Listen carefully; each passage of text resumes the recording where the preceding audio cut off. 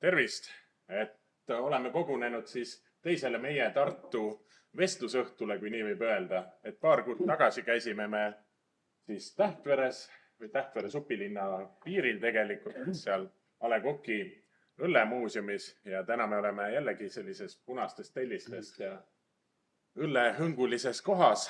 Et see on juhus, pole nagu teadlik lähenemine, aga mõlemad toredad kohad ja on hea meel olla ka täna siin Püssirohu keldris. Aga täna me vestleme siis kesklinna teemadel ja külla on tulnud meile siis kesklinlased, mitmekülgselt tuntud ja võimekad inimesed, siis Merle Jääger ja Maria Kilk. Ehk siis tervist! Tervist! Tere! Mulle hullult nagu meeldis see, et kui ma astusin uksest sisse, siis seal ukse kõrval on kiri, et avalik varjumiskoht. Oi, kus varjuks siia! Siia on varemgi varjutud. ma usun. Sa oled ise ka ju siia, kui varjumise sissepääs oli sealt teiselt korrust. Ja siis siin oli see löövipaar kõrval seal. Külgpaar, jah, kus siis mingi hetk ei tohtinud suitsu teha. Seda aega mina ei mäleta. Mina mäletan, et seal või päeva ajal või ühesõnaga midagi oli. Ja siis mul, Hedo oli selline, vabast Hedo, ma ütlesin praegu oma lapse nime, Ode oli. Ode oli päris väike ja siis mul oli siuke tore selline, nagu lapse kandekott. Spetsiaalne. Ja siis ma käisin taga siin. Päeval ei tohtin suitsu teha, mäletan täpselt. Ja siis oli selline, nagu kus oli siis radikas ja seal oli siuke ees. Nii et ühesõnaga väike Ode mahtus lihtsalt imeliselt sinna radika otsa ära koos oma lapse kandekotiga. Ja päeva ajal, eks ole, suitsu ei tehtud ja ega ma siis ei napsutanud ka, et võtsin, ma ei tea, mingi kohvikese, koogikese ja lihtsalt see, et istun ja ajan sõpsidega juttu. Ja siis sattus sinna ükskord mingisugune meesterahvas, täiesti pöördesse. Läks sellele baaridaami juurde, ärge sellele naisele müüge, ta tuli imikuga, ta tuli väikese lapsega, ta tuli kõrtsi. Ta tuli väikese lapsega kõrtsi, ärge teda teenindage. Ta siis hüsteeriliselt, meesterahvas ka, eks ole. Ja siuke keskealine. Ja aga teeninda ütles, et esiteks siin praegu, eks ole, ei suitsetata ja ta siin joob, eks ole, kohvi ja kooki, et miks ma siis seda teenindama ei peaks. Aga selline, sest jah, ikkagi aastal 90 ja ega siis ei käidud, nii-öelda väga imikutega kuskil, kuigi samas kui mina kui kirjanikk ja luuletaja siis sattusin Soome, siis seal ei olnud nagu selle koha pealt mitte mingit probleemi. Ühesõnaga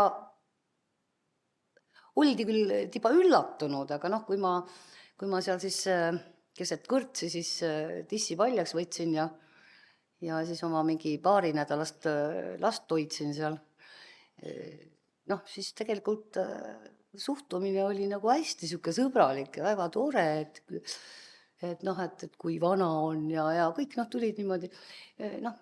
See olnud muidugi seal ka siuke ülitavaline, aga keegi ei hakanud hüsteeritsema ja räuskama.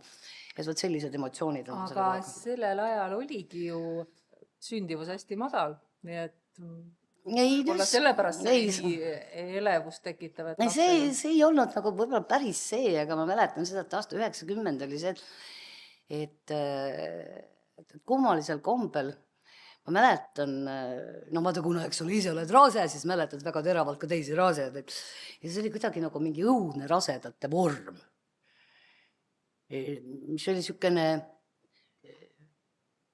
ruuduline passega kleit. Ülevalt oli selline, et üks oli nagu ruudud ühtepidi ja siis läksid alt teistpidi ja õudne. Ei, Merka, mina ei usu, et sa sellist kleiti, aga mina saad alati võrksukkades ära kujutada. Ei, ma lihtsalt, just muidugi mina ei kandnudki sellist kleiti, aga lihtsalt ma tuletan meelde ja siis, et selline kleit ja siis millegipärast pidi olema tingimata pearasvane sest hoidku jumal, kui rase, eks ole, oma pea ära peseb, et siis ta sooja vett ei antud ka ju alati. no seda ka, aga no ikkagi. Ja siis see minu see, ütlen praegu raseduspatoloog, aga no ühesõnaga arst oli siin üleval Toomemäel, ma jäin kogu aeg alati igale poole hiljaks. Ja siis mul oli niisugune, mis ta nagu see öökulli või nahkhiire lõikega niisugune mini, siit läks niimoodi laialt ja tohutu hunnik kette kaelas ja siis ma jooksin alati hullult ähkides, eks ole, Toomemäest üles, ketid lipnesid selja taga ja siis, kui ma siis sinna sisse astusin, sinna nõuandlasse ja siis istusid seal hunnikute viisi, nendes pruunides raseda vormides tädid või vabast, mitte tädid, minu vanused, aga kuidas nad mõjusid nagu tädid. Jalad laiali ja siis silm oli laes, nagu sa pead olema nagu mingi kuradi Madonna ja siis nad isegi ei rääkinud, aga nad vahetasid pilke, ühesõnaga toksis jalakesega ju selge. Ja siis saad aru, siis tulin mina sealt niimoodi lehvides läbi, kui kettid küljes. Oi sa kurat ja kuidas mind siis vaadati. Issand jumal, see on ka rase, mis sellest vaesest lapsest küll saab. Tubli inimene on ju. Väga lahe, jah, just nimelt. Ma mõtlesin, et kui me siin rääkisime lastest ja lapsepõlvest ja niimoodi, et mõtlesin küsida, et mis on nagu teile esimene teadlik mälestus seoses siis Tartuga või kesklinnaga konkreetsemalt? Jaa, minul on kummalisel kombel, mul on mõlemad kõige kesklinnaga seotud mälestused pärinevad 82. aastast. Juhuslikult samal ajal valmis see Püssirohu kelder siin või tehti temast restoran. See oli tohutu sündmus. Minu isa sõber Jaan Vaaderpassi naine oli Ellen Vaaderpass ja tegi siia ühe öökulli ja see oli makramees. Ja ma mäletan. Ellen Vaaderpassi tehtud ja see oli väga vinge öökull oli. Juba lihtsalt see, ma tundsin seda inimest, kes tegi sellisesse kohta. Sellise öökulli. See juba kuldas ka minu üle. Teine mälestus pärineb, või sama mälestus, eks ole, et 82. aastal, kui see Püssirohu kelder siis valmis, samamoodi päeva ajal, mitte mingit suitsetamist ei toimunud. Minu vanemad, kes olid selle ajal vaesed üliõpilased, tõid mind siia sööma. See oli niisugune väga oluline sündmus, mis Tartus ikkagi oli.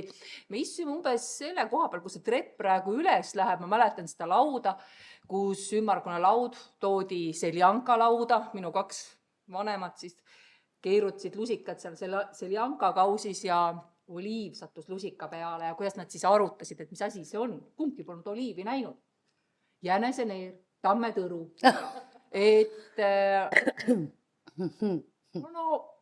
Teised mälestused Püssirohu keldrist on mul hilisemast ajast juba, kus ma siia iseseisvalt tulin ja kus oli juba suitsetamine lubatud. Aga loomulikult, kui sa küsid veel, Ants küsis, et mis on need Tartu need mälestused, esimesed mälestused, loomulikult samast aastast ülikooli juubel. Tõrvikud, jumal. See on ju see, mis jääb, aga Püssirohu kelder, siia oleme varemgi varjunud, nii et Mul on isegi luuletus Püssirohu keldrist. Jaa. Kunagi, aga peas vist hetkel ei ole, see on kuskil avaldatud.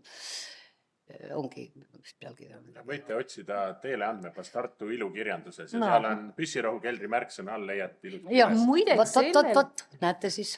Ja sellel suvel toimusid siin samas Püssirohu keldris Jaak Ilmi uue mängufilmi Mustapori näkku võtted.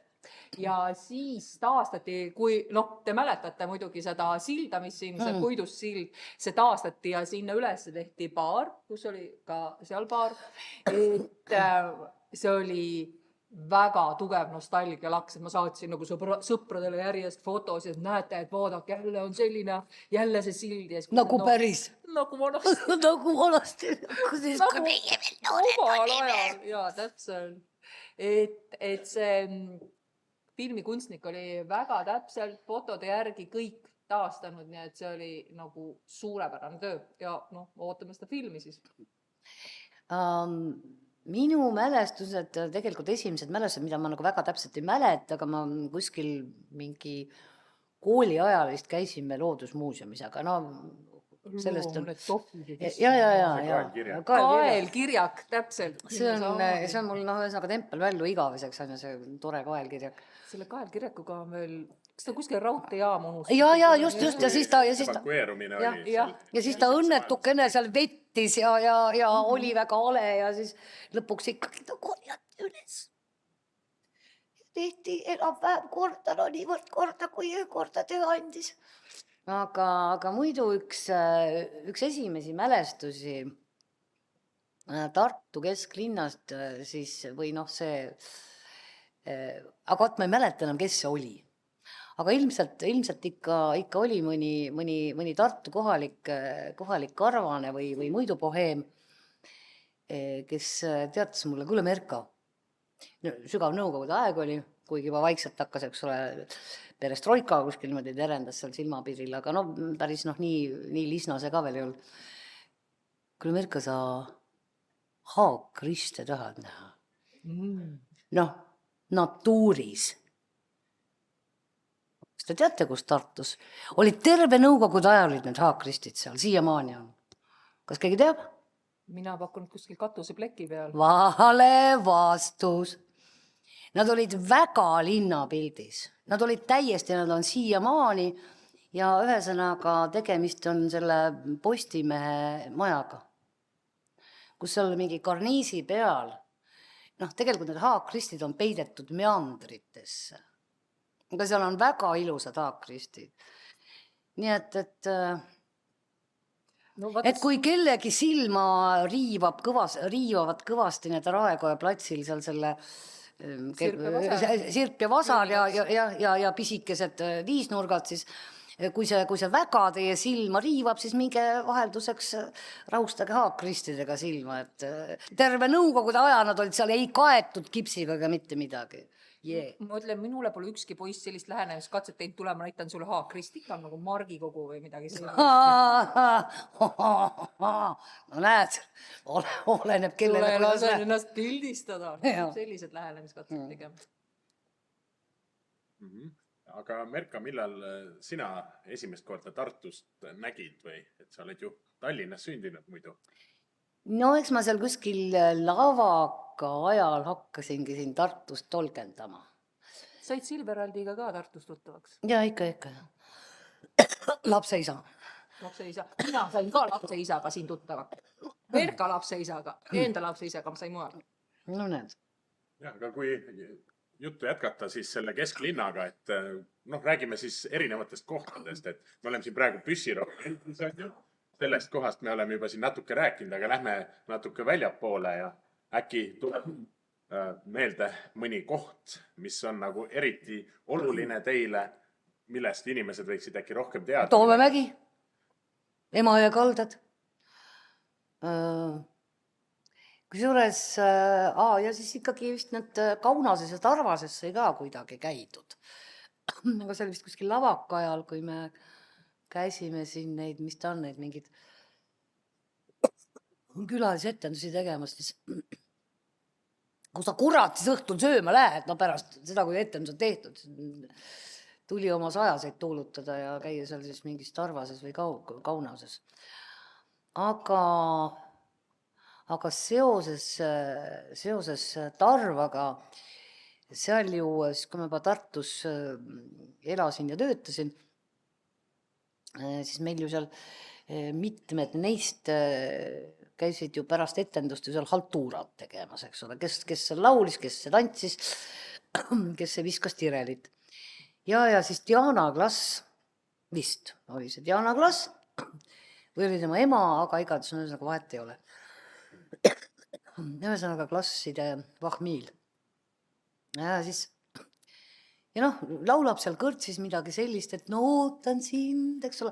Aga kõrts on küll hämar, aga ikkagi sa proovid ju, kui laulad, siis ei laula mitte kuskile taevasse, vaid proovid enam-vähem kellelegi selle pilgu kinnitada. Ja siis, kui ta pärast siis lahkus sinna taha ruumi, Diana Klass, et siis järsku oli tema ees mingisugune mees, kes haaras rinnust kindlus. No, lähme siis kuhu või? No sa ütlesid, et sa ootad mind. No ühesõnaga ilmselt oli see esitus nii veenev, et mees arvaski, et teda tõepoolest oodatakse. Aga Maria, sina? Sa küsisid, mul oleks see küsimus, ma olin nii Merka jutust haaratud, mul oleks see küsimus nagu mis kohad veel siin Tartus? Mis kohad veel? Minule on meeldinud kesklinnas kõik need väiksed sisehoovid alati. Kahjuks nad on praegu, vaata, kuna meil on sellised nõudmised, et iga asutusel peab oma prügikast olema, mitte üks prügikast, vaid 3, eks ole, mis on ka ühest küljest nagu väga vajalik.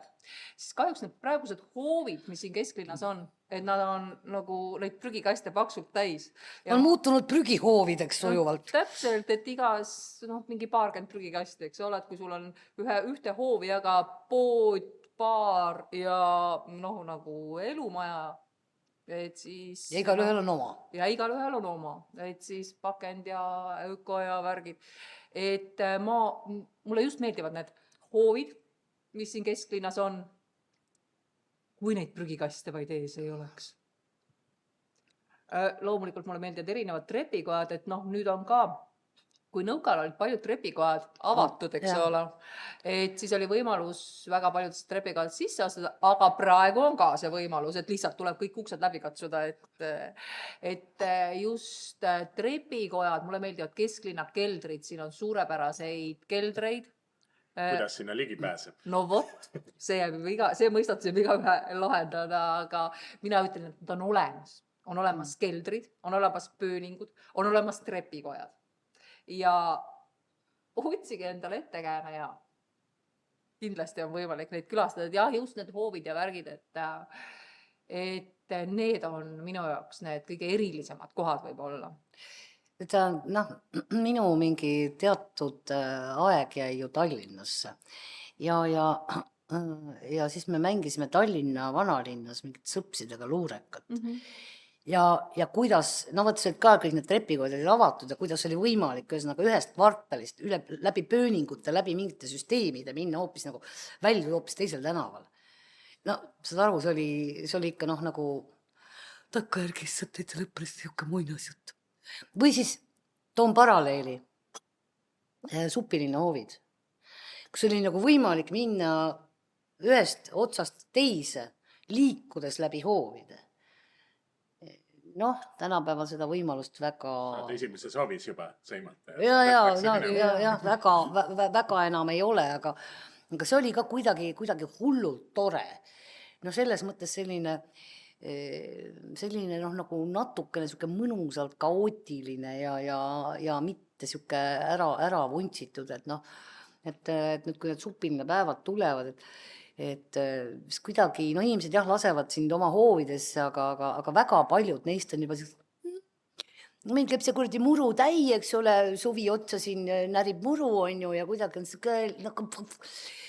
on kesklinnas on samamoodi, aga siis pole seda muru täid, meil on lihtsalt auto, me hoiame oma autos hoovides ja prügikaste. Jah, prügikastid ka. Aga õnneks mul on seal üks sõbrants, kelle hoovis ma siin hiljaaegu grillimas käisin. Tal on siukene tõeline, seisavad mingisugused asjad, on ju, mingi materjal, selline, see on nagu päris asi, supikas. Aga ma räägin, et isegi need Supilinna hoovid on muutunud selliseks, et muru täi terve suvi otsa seal sügab ja kõik. Ja siis teed on kõik Merka, kui sa mõtled oma Tallinna ajale ja võrdled näiteks, kui Tartusse tulid, et mis siin Tartus nagu sellist eriti meelde jäänud silmatorkavat nagu oli, et miks sa, kui laiendada küsimust, et sa oled nüüd üldse nagu tartlane, et Tallinnaga sind väga ei seosta? Õige. Tead, ma tulingi ju tegelikult Vanemuisesse Tartu pärast, sest mulle kuidagi see õhkkond ja atmosfäär ja need inimesed, issakene, eks ole, kes Sa vist siin. kunagi rääkisid, et sa ei tulnud, kui oleks olnud sellel ajal Setumaal teater, Jah, oleksid sa sinna jah. läinud. Et Aga see Tartu oli- oli kõige lähem koht sinna. Jah, seda ka. Setomaale lähemale. Jah, tulin juurtele lähemale. Aga muidu lihtsalt kõik need inimesed, kellega ma siin samas Püssirohu keldris, eks ole, tuttavaks sain ja Ma näen siin publiku hulgas isegi mõnda sellist nägu, kellega ma olen siinsamas tuttavaks saanud. No absoluutselt. Aga lisaks sellele, et nii mõnedki neist on juba lahkunud mujale, aga lihtsalt see kuidagi, need inimesed ja tõmba nüüd oma rinnad paljaks, siis. No tuleb see hetk teha. Jah, Mülleri sass näiteks, eks ole. Mul on Mülleri sassiga särk. Et ja see mingisugune see vaimsus ja kuidagi see. Ja tegelikult, mis mulle veel nagu Tartu juures meeldib palju rohkem kui Tallinn, on ikkagi mingisugune kontsentreeritus. No Tallinn on nagu mis kuradis soolikas, ühest otsast teisest, ta on siukene linn.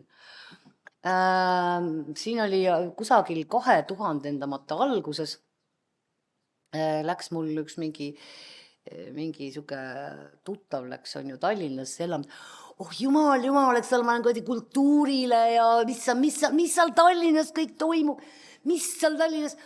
No, kas ta oli pool aastat või aasta oli juba seal Tallinnas elanud, trehvasime, küsin, kus sa siis käinud oled, räägi oma muljeid, on ju kõik kultuur ja värgid, särgid ja mis selgus.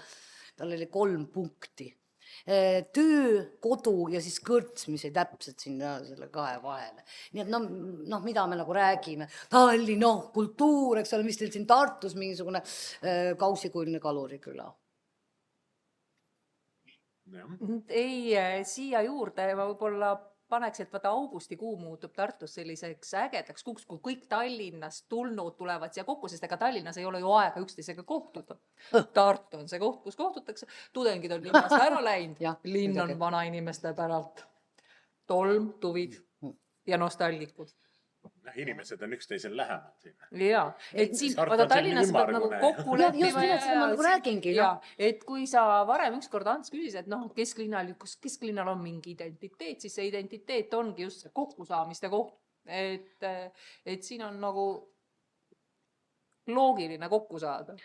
Me ei saa ju Lõunakeskuses kokku, Kui me ei ole enam selles vanuses, eks ole, lähme nüüd Lõunakasse ängima ja ei, kaubamajas hängitakse. Vaata, kui see oli siin see küsimus, et mis siis on kesklinnast kõige rohkem või see kõige häirivam asi, mis on viimase 20 aastal, kaubamaja jaoks. Võib-olla eelmise generatsiooni jaoks oleks olnud kaarsild, issand, nagu tehitavad kaarsilla Kivisilla asemele.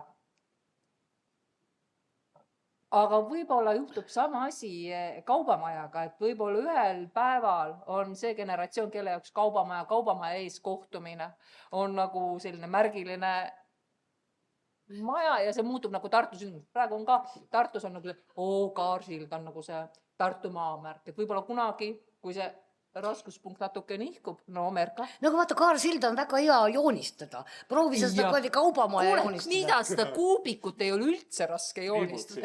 Kunstikoolis käid, ma võin neid kuubikuid. Ei, aga lihtsalt saad sa aru, vaata, kui see ühesõnaga kuubikuid on igal pool, ka triipudega kuubikuid on igal pool, aga lihtsalt võtta see kaarsild. Järelikult on siis kaubamajal ka potentsiaali saada nagu selliseks ühe generatsiooni maamärgiks. Ma oletan lihtsalt.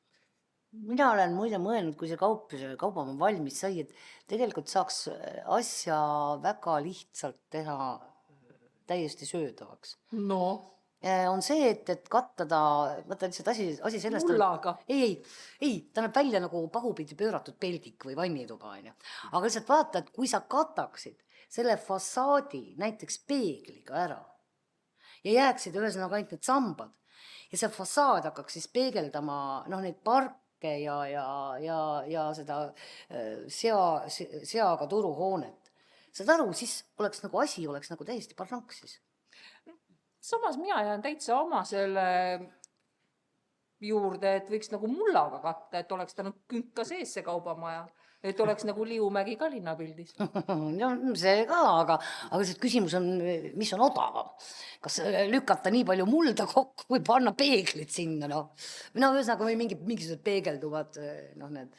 No aga me räägime, et tarbimine on liiga nagu pööraseks läinud, et nagu prügi ei ole kuskile panna, et noh, katame ja siis katame.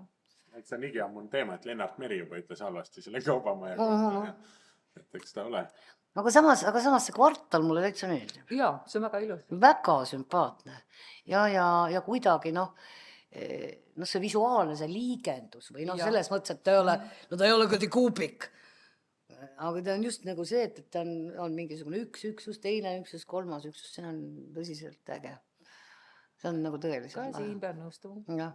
Mõtlesin küsida nagu, noh, me siin natuke rääkisime juba, et millised inimesed on kesklinnas ja kuidas on selline ebamäärane kohtumiste paik, aga just näiteks Merka puhul, et noh, on huvitav ja noh, siin ka Mülleri sass siin samas, et mõlemad nii Merka kui Mülleri sass on noh, elanud ju seal, ütleme nii, seal kus Kloostri tänav sinna Kroonuaia tänavasse sisse tuleb. Et siis täpselt seal piiri peal, et noh. Ja me oleme, tegelikult Mülleri sass ei ole kunagi elanud Supilinnas. Ja just ma mõtlesingi, et nagu seal piiri peal täpselt. Aga kuidas see nagu, kas oli ka mingit erilist tunnetust, et ala, et kui sa sealt Kroonuaia tänavast sinna kesklinna poole lähed, et seal hakkab nagu mingi teine maailm või kuidas, kas seda saab kuidagi nii öelda või kuidas see tundmus on? Minu jaoks ei ole nagu see, et isegi see Kloostri uulits, et see on, kuigi ta on nagu administratiivselt on kesklinn, aga kuidagi ta on oma olemuselt ikkagi supilinn. Sest see supilinn on mingi vaimselt, mentaalselt või ühesõnaga kuskilt mingit siukse koha peal. Supilinn on väike puust linn. Kui see on puumaja, siis ta on puulinn. Jah, just. Aga noh, me siin viitasime juba neile muutustele natukene kaudsemalt, aga noh, kui mõelda sellele, et mis siin kesklinnas on, ütleme niimoodi, viimase 20-30 aasta jooksul nagu silma hakanud, mis on selline muutus, mis oleks nagu eriti selline, teie arvates on selline tore, et vot vinget midagi nõmedat ära kadus või siis just midagi, mille üle te tahaksite nagu kurta? Ma ei tea, ma ei oska niimoodi liigitada, et hea ja halba, aga need raskuspunktid on nagu tõesti nagu muutunud. Et mina mäletan, minu lapsepõlves olid ikkagi kesklinna tuleku põhjus oli pigem nagu poodides käimine, et akordipood oli oluline koht, kus tuli käia, arsipood seal samas kõrval. Juuksur oli ju ka. Juuksur, jaa. Kõik asjad, koolivorm, kõik need, samadesse kohtadesse on praegu tehtud baarid ja kohvikud. Et kui varem oli need poejärjekorrad, kus inimesed said suhelda. Sügise pood, siis oli ühesõnaga see piimapood, eks ole. Ja siis see keldripood, kus oli, ma veel mäletan. See oli juurviljapood ja kodukeemia kõrvuti. Ühes on raamatupood ja teises on see baar. Ja kusjuures ma mäletan veel seda, et ma elasin Kloostri uulitsas ja Ode oli sündinud ja siis, aga see juurviljapood seal müüdi suurepäraseid, peale juurikate müüdi suurepäraseid kompotte. Ja seal oli, ja seal oli mingi õudselt siuke vahva müüjaana ja siis ma ikka käisin sealt ostmas lausa isegi teinekord 3-liitriste purkidega mingid aprikoosi kompotti ja ploomi kompotti ja kirsi kompotti ja siuksed, nagu head kompotid, siuksed, jah. Ja muide see piimapood, sellega mul on ka üks väga tore lugu, et seal müüdi Roqueforti. Ja mina olin just ühesõnaga värskelt Tartusse tulnud, sain 90 rubla kuus palka ja siis ma käisin seal piimapoes kogu aeg seda Roqueforti juustu ostmas, mis tegelikult maksis üllatavalt vähe. Aga ma mäletan seda, et seisan siis seal järjekorras ja siis mul ees on mingisugused 2 naisterahvast, kes ilmselt ei olnud nii teadlikud. Nad müüvad siin allitanud juustu. Kujutad sa pilti, eks ole, kus on, ma ei tea, tarbijakaitset ei olnud, eks ole, kus on nagu tarbijakaitse silmad. Ja siis, aga nad ei olnud veel nagu lahkunud ja siis ma ütlesin, paluks mulle 200 grammi seda hallitanud juustu. Aga no selge, punkarid ikka söövad siukest sitta. Aga Aga need kohvikud ja vaata siis, praegusel hetkel on kõik need samades kohtades, kus enne olid poed, nüüd on baarid, eks ole. Et aga nüüd mõni päev tagasi just tulin mööda Rüütli tänavat, nägin ühte meest, kes siin ka mitut söögikohta ja mitut meelelahutuskohta peab ja väga kurtis, et siin lähiaastatel võib veelgi rohkem neid baare kinni, see raskuspunkt ilmselt muutub, et kui vaadata ka, mul on tunne, et praegu on ka natuke nagu murranguline aeg, et siia kesklinna ja kesklinnaga piirnevatesse linnaosadesse.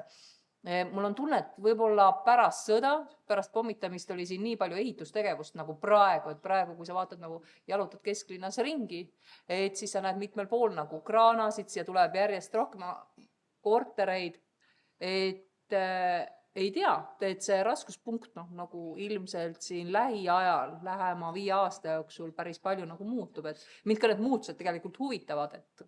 Jah, pluss veel see, et see on huvitav tähelepanek, kui te tõite välja, et kuidas vanasti oli neid esmatarbekaupade poode oma just pisikesed, väikesed, just need siuksed väikesed, kus sa kurat ei eksinud ära. Kus ei olnud vaja kuidagi kaarti ja kompassi, et saad aru, kus on piimaosakond ja kus sa saad poti osta. Mis meil Tartus nagu ära jäänud minu arust on nagu see, mis on mitmetes nagu Lääne-Euroopa linnades, et meil need Zara ja Gucci outletid ja asjad, et neid nagu siin kesklinnas tänava ääres nagu ei näe, et selleks pead kuhugi suurde kaubanduskeskust sisse minna. Praegu on neid, praegu Ülo Matjus peab seda Interliini antiigikauplust, Indrek peab seda raamatupoodi, mis ega neid poode siin nagu üleliia ei olegi tegelikult järel. Aga muide, mul lihtsalt praegu heiastus see, et kuskil 90ndatel oli mingi aeg, kui Tartu kesklinn oli jumala tühi.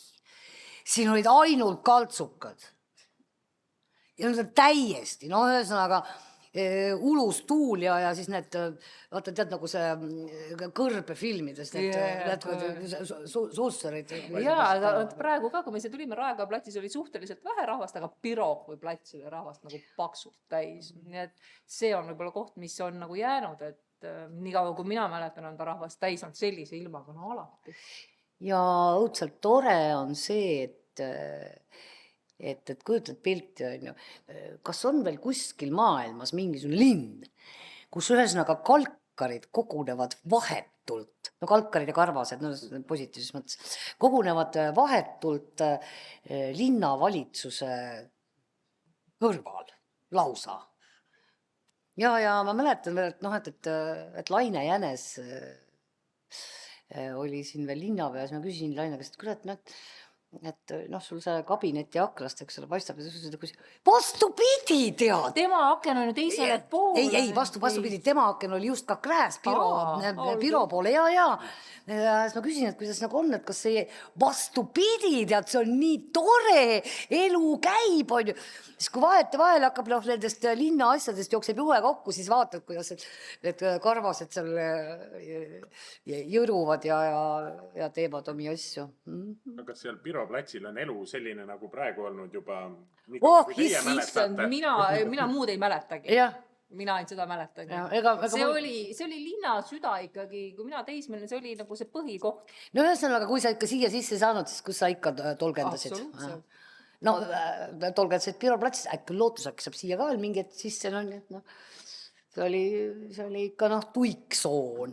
Üks vahe oli Illegard ka väga kuum koht. Mina olin liiga noor, et osaleda selles.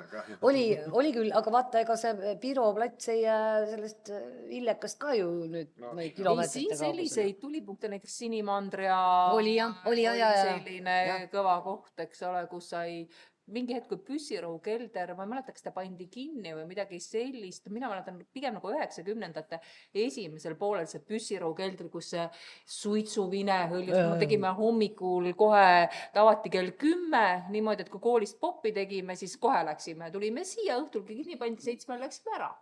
kogu päev olimegi siin Sisustatud, sisustatud. meeldivalt. Ja, et vaata, praegu on nagu, mis noori seob, eks ole, muusika. Et see oli igal ühel oli kassett, oli põuetaskus, läksid selle, viisid baaridaamile, baaridaam pani selle peale. Madis, sina mäletad seda suurepäraselt.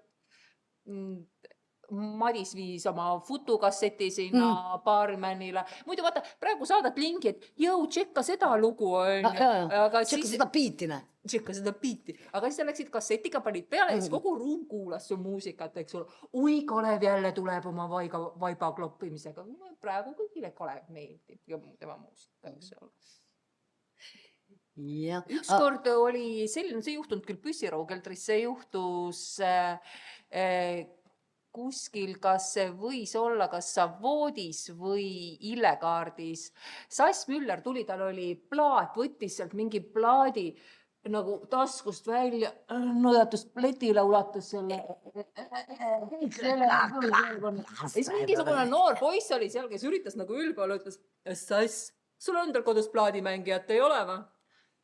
Sass nagu natukene keeras pead, võib-olla mõned sentimeetrid, ütles, kuule, sul naist ei ole kodus või?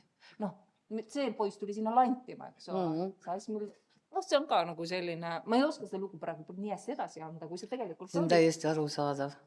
Seal Illekas oli, see oli ka vahepeal nii-öelda kodukas mul ja ühesõnaga suurest majast tuled töölt ja ikka astusid sealt läbi. Ja oli siuke lugu, et me elasime Sassiga suht koht kõrvut ja jumal, kui palju ma olen teda oma õblukesil õlul, eks purjus Sassi, kui koju vedanud. Ja ma mõtlesin, ma räägin, tohib ma räägin. Ja saad aru ja siis ma mõtlesin, et kurat, mille jaoks. Ja ma tulin ükskord töölt ja ma olin nagu täiesti tühjaks pigistatud ja Sass, palun, ära räägi mulle ühtegi nalja, nagu tõesti nagu, ma tahan olla vaja. Ja siis läks Sass lihtsalt mingi hetk klaveri taha ja hakkas seal improvissima, nagu ta tavaliselt. Ja saad aru ja siis ma läksin sinna klaveri kõrvale ja järsku tulid mul sõnad, lihtsalt täitsa niimoodi lampi. Ma mäleta, aga ütleme see mõte oli umbes selles, et piisad tulevad taevast alla ja me lähme nagu redeli, mööda piiskasid nagu redeli pulkasid, lähme üles taevasse ja teeme pilvede peale jälgi, et inglit saaks juua, sest taevas ju allikaid ei ole. No vot, ja saad aru, ja see oli nagu see, et kui mul järsku oli mingi siuke energia laksis, ma mõtlesin, näed, vaat Merka. Nüüd sa siis saad aru, miks oled pidanud seda Sassi tassima oma õblukesi õlul, eks ole, igasuguse ilmaga vedanud kodu poole. Minul on kindlasti mitte sama kogemus, aga ka mina olen olnud olukorras, kus ma Illekaardist viisin Sassi koju, mitte enda juurde, aga Sassi juurde. Ta ei saanud kuidagi hakkama selle kõndimisega. Ja siis mina toetasin seda.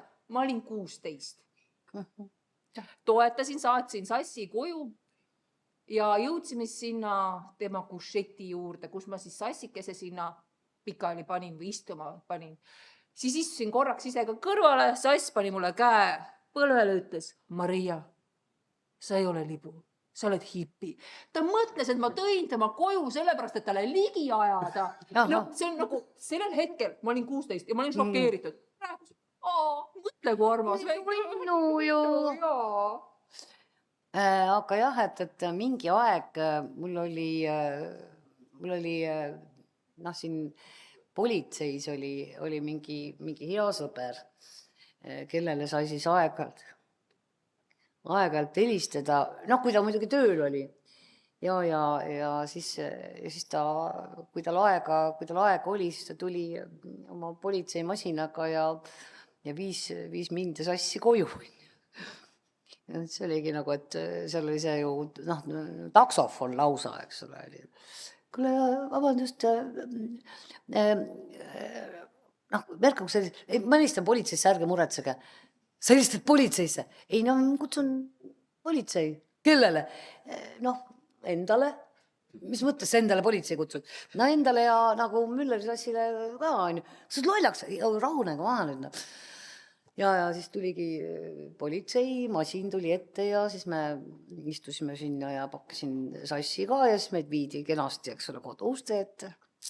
No, vaat, eks ole, ja saad aru, siis ma mõtlesin, et nüüd ma saan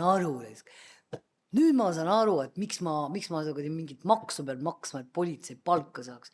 Sellepärast, et nemad peaksid, et nemad saavad nagu ka mulle nagu vastu tulla. Kui rääkida neist värvikatest tartlastest, nii-öelda Tartu vaimudest, kellena ka teie kindlasti mingil määral kvalifitseerute, et siis kas teie, et Mülleri mina sass olen kindlasti... nähtamatu, mul on kogu fotokas näo, et sellest mõttes mind ei tunne keegi näoga nägupidi. Küll nad tunnevad. Aga igal juhul, kas meenub veel mõnda sellist värvikat põnevat tegelast, et tänapäeval neid Tartu vaime on kuidagi nagu väheks jäänud, võib-olla tunnetus on vale, ma ei tea, ma võib-olla siin ikkagi on neid oma jagu või... No mõned on muidugi eks ole ära ka lahkunud, on ju. Nagu uued on peale kasvanud. Seda ka, jah. Aga no Erki kuule... Süva liigub ja toimetab kenasti suurepärane. Kevadel sulab välja. No kuule, Joel Ilja, no. No minust on Pirogovi plats neid Tartu vaime ja legende täis. Marek Ja. näiteks. Ja, ükskõik, mis minust räägitatakse või kirjutatakse, peaasi, et minust räägitatakse ja kirjutatakse. Suurepärane. Selline nostalgia laks oli praegu. Jah, aga Ude ju ka läks ju hiljuti minema ja kas need ole nagu läinud ka. Ma kirjutasin mingi paar aastat järjest kirjutasin, vabandust, mul ei ole seda värsromaani kaasas täna, aga ma läksin kogu aeg mööda Rüütli uulitsat koju ja siis ühesõnaga mingisugused reede laupäeva õhtud. Seal käis ikka tavaliselt nagu totaalne möll. Ja siis ma kirjutasin seda poeesi mingi 2 aastat. Peaaegu iga jumala kord, kui ma sealt koju läksin, siis lisandus jälle mingisugune värsijupp juurde.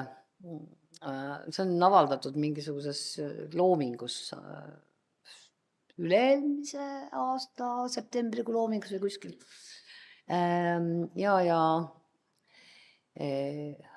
Algust ma kindlasti mäletan.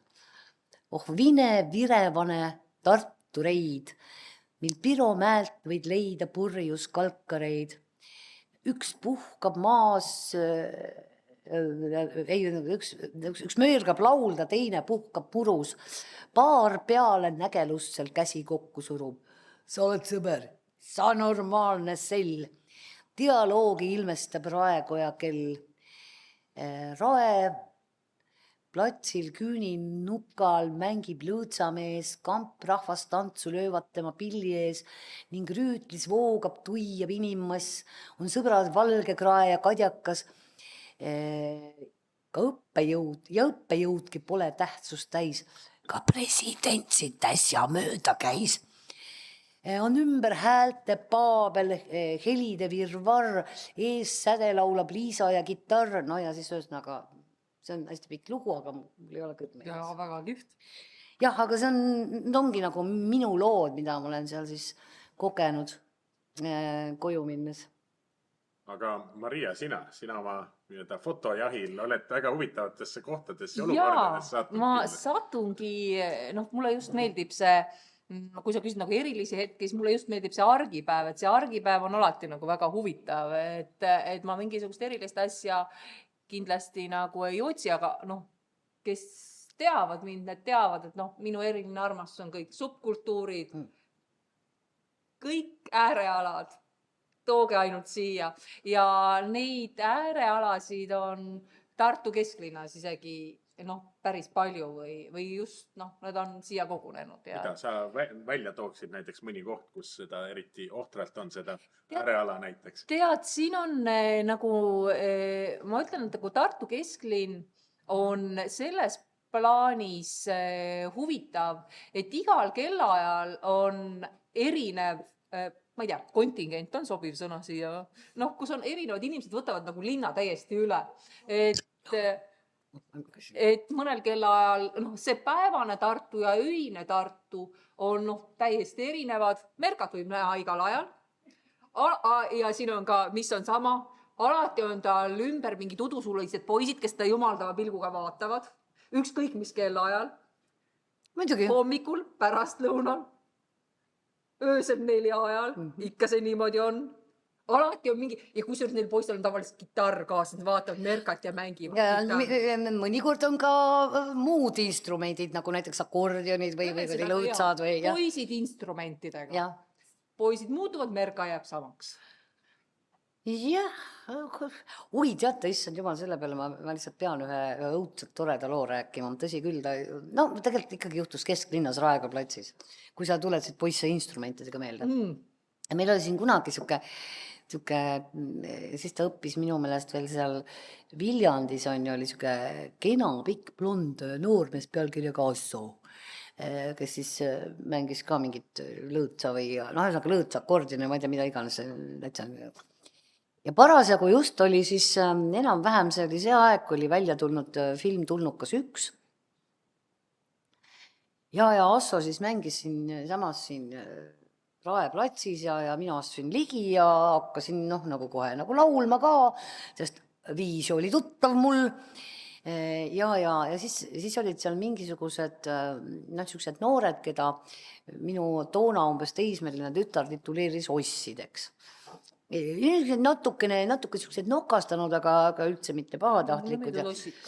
Ja neil oli seal üks siukene pisikene blond, siuke nokastanud tütarlaps on ju. Kuule, ma tean sind. Ma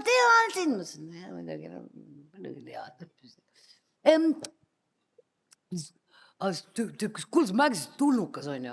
Mis mängisin? Kus olid see Eve või? No see, kes viinapudelist kätte, no ja, see oli filmiroll ja oli küll ja, mis ma siin ikka salgan. Täitsa tutska roll oli, et mis ma siin... Ja siis see pisikene, see vidin hakkas siis niimoodi üles alla hüppama. Ma tean sind, oota, mis su nimi on? Oot, see hakkab M-tähega, ja.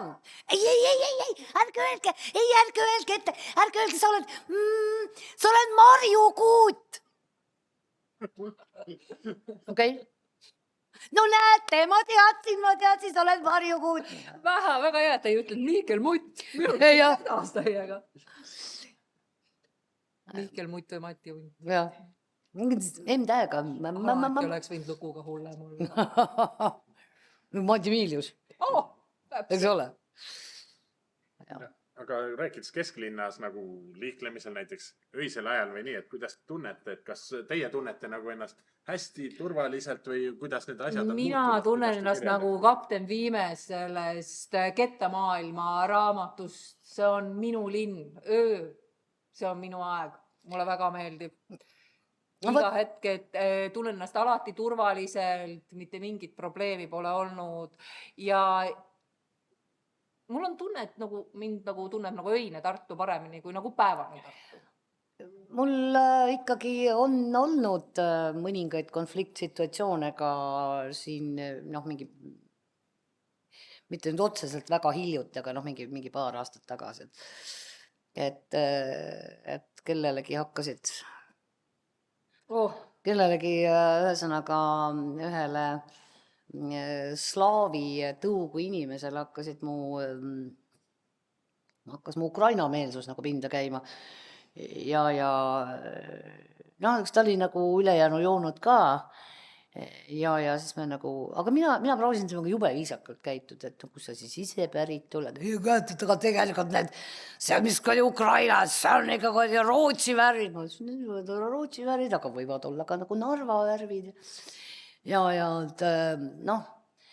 siis kuidagi ma tõesti mäletan, et ühesõnaga tüüp oli siis sündinud ja üles kasvanud Lasnamäel ja töötas juba mitmendat aastat Rootsis. Ühesõnaga eesti keel 0, aga ma küsisin, aga see nagu rootsi keelt ka nagu räägid või? Nahkuj, mida ta nuusan, bled. Aga mis keeles te seal suhtlete?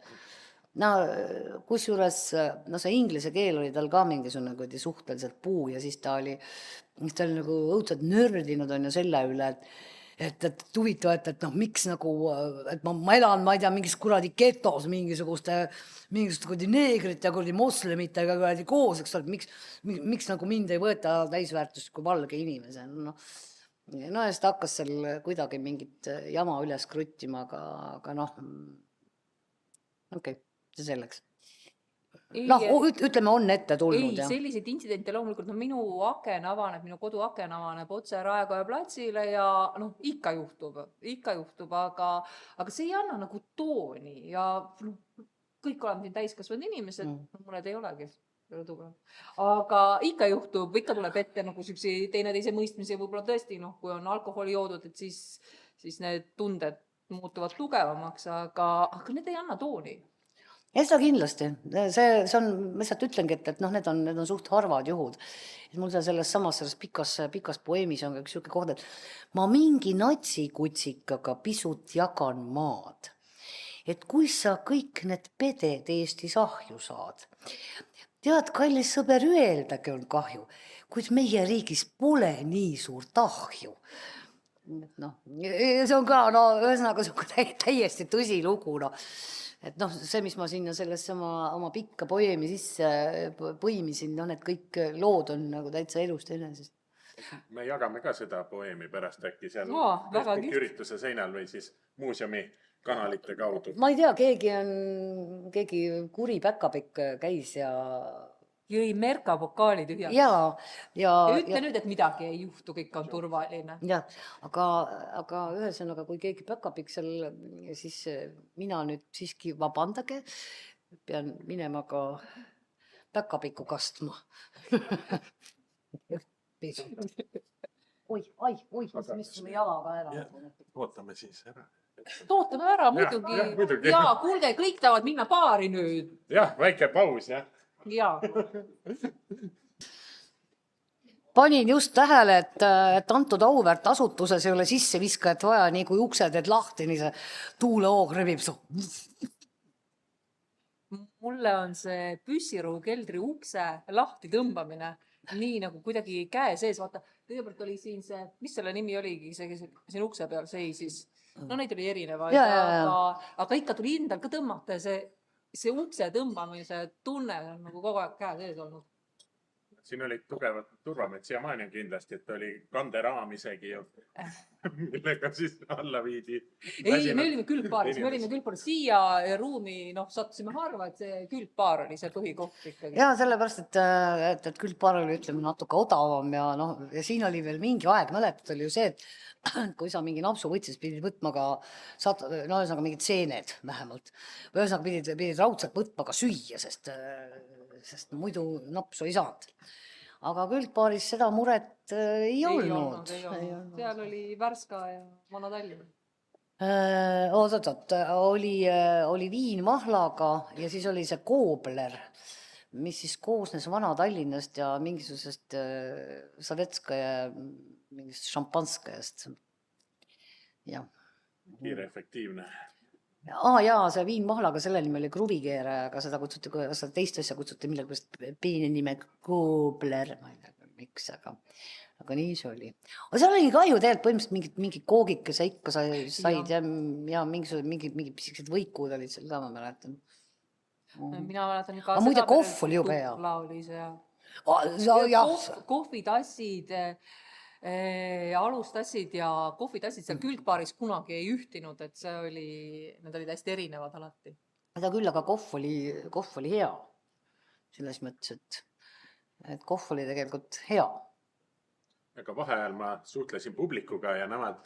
Mina suhtlesin ka publikuga, mulle öeldi, et ma ühelegi küsimusele ei vasta otse, räägin oma juttu. Aga nii on, asjad nii on. Leppige sellega. Jääme ellu, aga siis Merkalt tunti huvi, et just nimelt seoses näiteks punkskeenega, mille selline vapiloom sa oled meil siin Eestis olnud paljuski koos Villuga, ma ütleks. Ja kuidas sa kirjeldaksid seda näiteks Tallinnast Tartusse tulekut ja mis seal skeenedel nagu toimus või mida muutus, et mida sealt nagu perioodist meeles on? jah, tegelikult üks väga oluline, no ma nüüd ei räägi nagu inimestest hetkel veel, aga võib-olla räägin no nagu pungirahvast ka, aga üks esimene tähelepanek oli see, et kui Tallinnas tegeles meiega miilits nagu väga aktiivselt, noh, kui sa ikka kui siin nädalas korra polnud, eks ole, kuskile ära viidud, kuradi nädal, pole nagu elatudki. Aga Tartus võtsid nad seda asja kuidagi nagu poole rahulikumalt. Noh, mõtlen miilitsad. No kui sa just otseselt, ma ei tea, midagi ei laamendanud või ei kakerdanud või mingit tohutut nagu sitta kokku ei keeranud, ega kohalik miilits sind üldse ei puttunud. Teine asi ja täpselt suht sarnane asi oli KGB-ga. Kui see oli mingi 87, kui Tallinnas KGB niimoodi kuradi aktiveerus, ei 86 isegi, et mind taheti ju sealt lavakast välja heita minu vaadete pärast. Kurat, ma olen nagu revolutsionäär risk. 1905 aasta. Ja siis ja noh, aga ma vaadete välimuse pärast. Aga Tartus oli terve see Tartu kunstikool oli kõik selliseid sulelisi ja karvaseid täis ja sellel ajal oli kunstikool siin üleval mäe peal, neil oli jõudsalt hea siit mäest alla tulla ja kohe peroga oli see. Tiirasid niimoodi vutt mäest alla. Ja KGB-ga täpselt sama asi. Et kui Tallinnas mingi hetk see, et KGB-d niimoodi tohutult aktiveerusid ja läksid nagu, võtsid nagu ikka punkareid niimoodi ükshaaval ette. Aga mitte ainult punkareid, aga ütleme mina tean, minu see lavaka kursalt käis ka kadunud Dajan Ahmet seal korduvalt ja seal veelgi mõned, et seal võis olla muidu nagu see ka, et äkki taheti Komale, ehk Kalju Komissaarovile mingit saba taha panna, mine sa võtta kinni, aga kuna siin oli sellel KGB-l ilmselt nii palju tegemist Mart Laaride ja muude selliste kahtlaste tudengitega, siis ühesõnaga need väikesed karvased ei puutunud absoluutselt jäid nii-öelda kahe silma vahel, las nad olla, eks ole, noored ja lollid küll see üle läheb. Kuidas see KGB siis toimetas? Ma olen kuulnud, et standard oli umbes see, et kutsuti vestlema. Need vestlused toimusid tihti, kuskil Tartus oli näiteks Tartu hotellis teatud toad ette nähtud, kus siis vesteldi ja ega nad oma nii-öelda peakorteris neid asju ei ajanud või kuidas see praktilise poole peal? Vaata, Tartu osas ma ei oska seda öelda, aga Tallinnas oli näiteks Malemaja baar. Oli üks koht, aga nad kutsusid ka mõningatesse oma nii-öelda asutistesse Tallinnas, pean silmas nagu seda, et ütleme Tartus mul ei õnnestunudki, ei õnnestunudki, kes oli see koleda näoga Tartu KGB-di boss siin? Talur, jah! Talur, jah.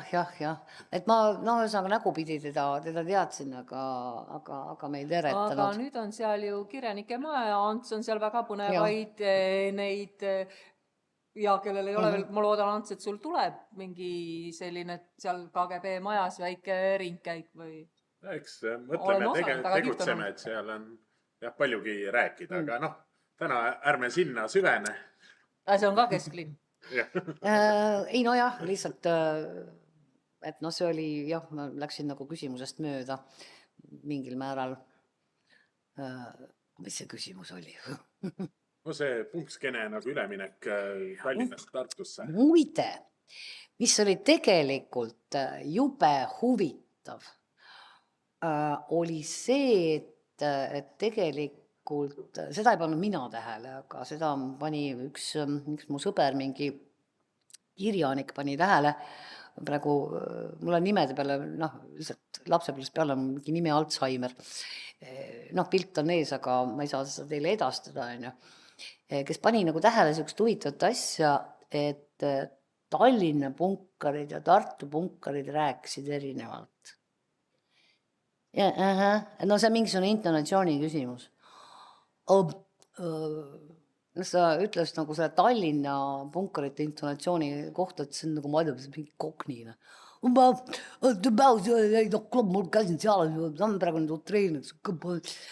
Aga nagu ütleme, et Tartu punkarid, neil oli selline hoopis nagu voolavam stiil, rääkimata sellest, et ikkagi lõunaeestlasena kasutati ka sõna mitte see, vaid too ja nood aga ühesõnaga Tartu punkarite rääkimisstiil oli nagu natukene sellisem hoopis teist või ühesõnaga kuidagi nagu kergelt nagu laineline, aga mitte nii laineline nagu näiteks saarlastel, te teete mõned õlled, vaid see oli hoopis nagu, ütleme nagu Emajõe lained, eks ole, jah. Kas nad olid ka rohkem nagu intellektuaalpunkarid võrreldes Tallinna omadega või ei saaks sellist kunsti see skeene oli ikkagi hästi tugev, sest siin andis just tooni see Tartu kunstikool, kus siis nii või teisiti ja Tartus võib-olla just nagu see ka kesklinn, et siin Marja tänaval Supilinnas oli see punkarite kommuun, et kus ka kõva tegevus toimus. Ja, et see on, sa tõid ühe sellise kuuma koha punkskenel välja, aga mis võiks veel olla? Pirogovi plats kindlasti. Ja see oli nagu kahtlemata, see oli kohtumispaik ikkagi, et siin... Ja siiamaani mõnes mõttes võiks siis niimoodi... Absoluutselt. Tead, mõnikord, kui ma niimoodi kiirustan töö juurde, siis ma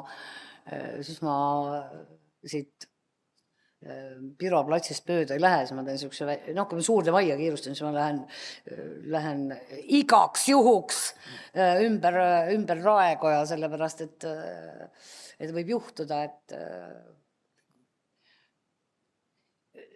see tööle jõudmine tänu sellele, et nii palju nunnusid seal... nii paljud poisid tahavad sul kitarri mängida. Ja tüdrukud tahavad mind kallistada ja ma olen üldse siuke ilgelt populaarne siin. Jaa, mul oli ka üks päev, läksin koju, Merka istus pingi peal, siis ma unustasin poest selle asja võtta, läksin tagasi, juba oli uus tüüp, kes Merkal seal audientsi palus, eks ole, siis midagi jäi veel, võtmed jäid tuppa või telefoni tuppa, läksin vahepeal, oli jälle seltskond vahetanud, Merka istus sama koha peal, aga keegi oli jälle uus tema tulnud, kes tahtis talle oma mõnda uut ideed tutvustada, mõnda mälestust jutustada, nii oli.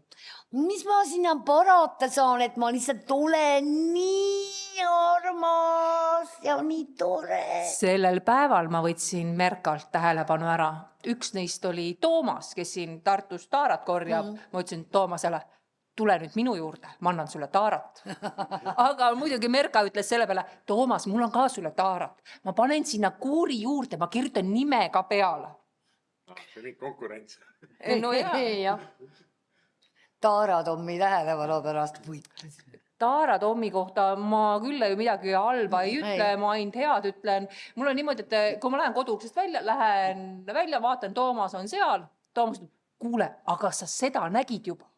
Ta juhib, kas sa seda lähed nüüd pildistama? Kuule, aga teisel pool toimub see. Nagu lähen ühele poole, Toomas tuleb, ütleb, aga näed, kui sa prügikastid seal põlesid seal ülikooli tänaval, Toomas juba tuleb minu maja juurde, näitab mulle video ette, ma ütlen, võta fotokas, mine ruttu sinna.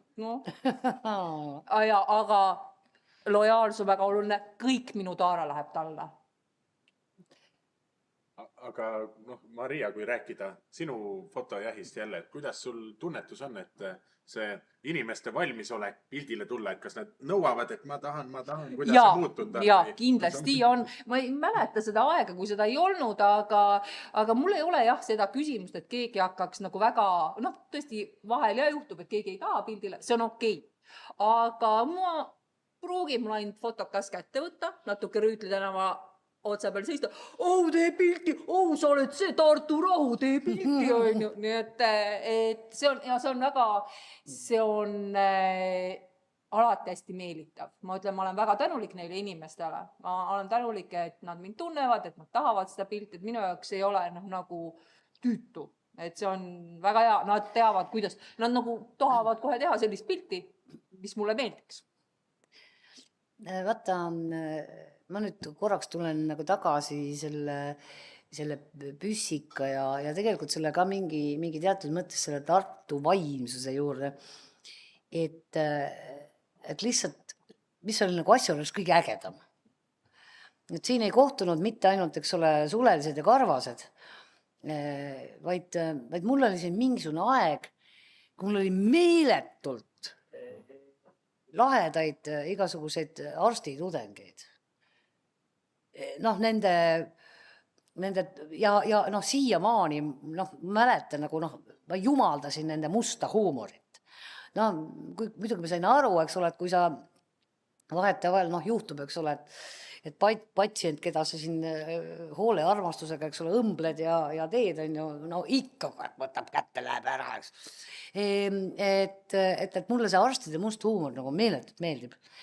Ja siis tänu sellele olen ka mina nagu kuidagi omandanud selle väikest viisi sellise musta huumori, mille peale, on ka see, et on solvutud, on ju, kas me too, on ju, stiilis. Aga see selleks. Aga just see, et siin sa kohtasid, tähendab see, Tartu nagu selles mõttes, et jumala äge. Ja Tartu kesklinn, et sa kohtad siin, või sa tutvud erinevate elualade, kas tudengite või inimestega ja nad kes kõik diagnoosivad sind ära ja kõik on korras. Aga see kõik on nii lahe. See on kõik, kõik on nii mõnus, kõik on ja kusjuures, mis on veel jube huvitav. Ma räägin nagu enda seisukohast. Tunnistan ausalt, mulle üldse ei meeldi näitlejatega juua. Mõtlesin küsida, et kus Vanemuise nii-öelda skeene toimetab või on toimetab? See on nagu täielik košmaar, sellepärast, et nad lahkavad kuni viimase võimaluseni, ma ei tea, mingeid rolle ja mingeid etendusi, nahui perse, miks ma peaksin pärast tööd nagu tööst rääkima, näidake mulle palun mingit koristajat, kes nagu räägib napsuklaasi taga, kuidas ta käis vaatamas, kuidas teine koristaja koristab ja mida sealt õppida. Jah, et sellepärast mulle kuidagi nagu hullult nagu meeldibki just see, et see Tartu kui selline, et ma räägin, et ma treffan siin nagu hästi põnevate erialadega inimestega. Ja mul on nagu neilt teinekord nagu võib-olla rohkem õppida ja mingit uut informatsiooni saada, et see on lihtsalt jube äge. Jutust nagu kõlab, et kuidagi see kontingent siin kesklinnas on väga kuidagi läbi nende aastakümnet üsna nagu sarnase nagu, kuidas oleku või vaibiga. Ei ole sarnase, et just nagu see, mis ma olen ikka endale kindlaks, et see, mis on, et kesklinnas on see vahetub kellaaja, ma mõtlen kohe, aastakümnete jooksul, näiteks kui meil siin ööklubisid on kõvasti suled kinni pandud, 5:30 legendaarne kõrts omamoodi publikuga, mille kohta mõned ütleks bosside kohta, on ju. Aga ei anna hinnanguid. Kus oli see 5:30? Kuseid inimesi käisin isegi seal vahepeal, on ju. Aga kuidagi sellist nagu publiku või rahva nagu sellist vaheldumist. See on ikkagi nagu see on ikkagi nagu kokkusaamiste koht, et siin kesklinnas saavadki erinevad elualad, erinevad inimesed saavad kokku. Ma ütlesin, ma elan siin ka kesklinnas, minu korteri all, ma elan teisel korrusel, esimesel korrusel on baar. et ma ei pea üldsegi välja minema selleks, et olla, ma istun oma hallis väsinud hommikumantlis, mul on arvuti põlvedel, vaatan pilte ja ma kuulan, mida väljas räägitakse. Ma oleks nagu baaris, aga samas hommikumantli hõlmad lahti. Aga samas ma olen kodus. Samas ma olen kodus, ma olen baaris ja ma olen nagu korraga seltskas, et minult kui kesklinna elanikult on korduvalt küsitud. No ma ei tea, mille pärast, aga kesklinna elukeskkonnana on millegipärast halva mainega. Kas sind see lärm ei häiri?